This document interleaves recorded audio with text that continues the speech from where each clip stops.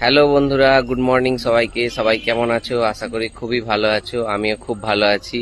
তো বন্ধুরা, আমাদের বাড়ির কাছে একটা বড় কাঁঠালি কলার কাঁদি পড়েছে। তো সেই কাঁঠালি কলার কাঁদিটাকে আজকে আমি কাটবো। চলো তোমাদের দেখাচ্ছি। দেখো কত বড় কাঁদি হয়েছে।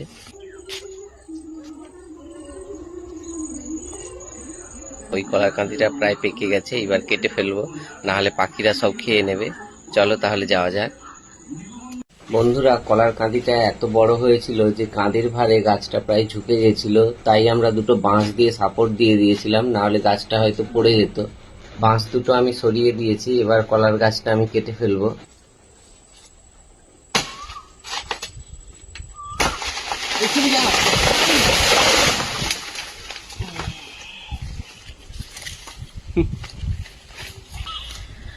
দেখো বন্ধুরা, কাঁদিটা কত বড় হয়েছে।